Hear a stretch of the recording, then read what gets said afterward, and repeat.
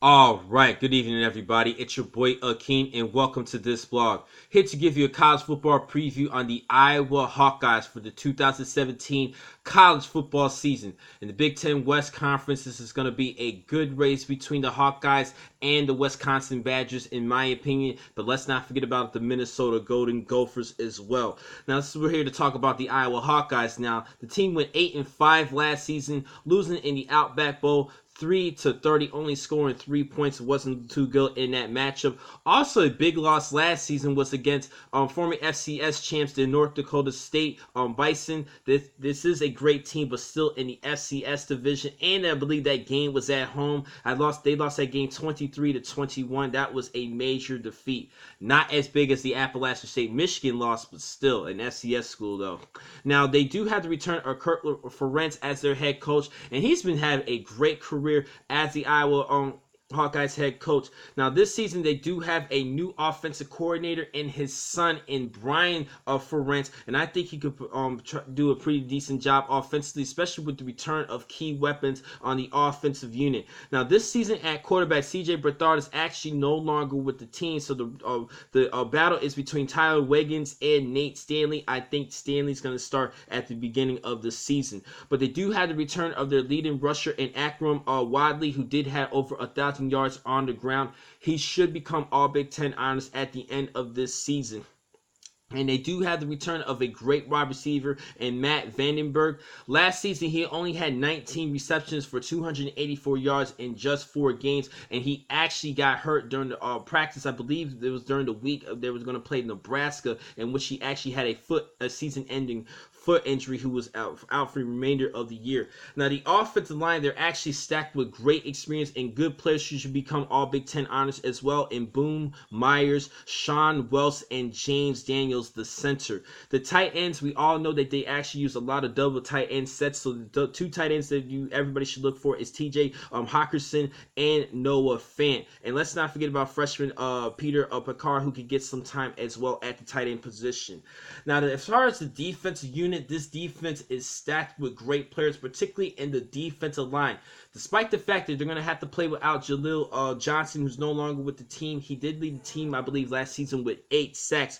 But they do have the return of a lot of great players, good talent and experience in the D-line, with Anthony Johnson, Matt Johnson, Parker Heath, and Nathan Bazada, the defensive tackle. I think these are great players to look at this upcoming season. I believe 2 of them can become all Big Ten honors at the end of this year. Now, as far as the linebacker core, they do have the return of leading tackler of the Big Ten Conference and Jose Jewell, who had 124 tackles last season. And they have the return of Ben Neiman, who's a great linebacker as well. This is 2 good players in the linebacking core. Now, the defensive backs, they are going to have to play without star defender in Desmond King, who's no longer with the team. He was a Jim Thorpe Award winner 2 years ago in 2015 season, but they do have the return of Josh Jackson. And look out for Manny Murgamba, who was a good player last season. I believe he had 2 interceptions. He's actually a sophomore, and as a freshman, he had great play. So the Hawkeyes have high expectations for him to excel even further this upcoming season.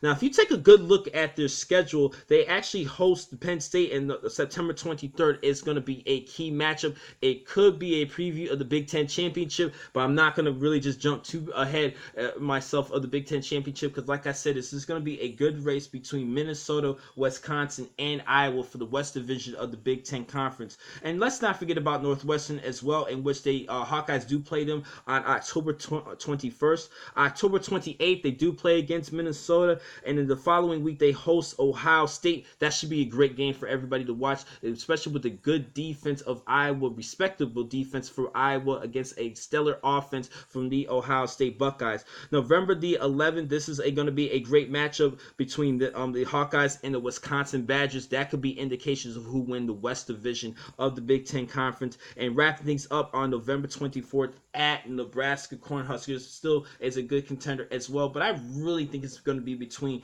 Iowa and Wisconsin.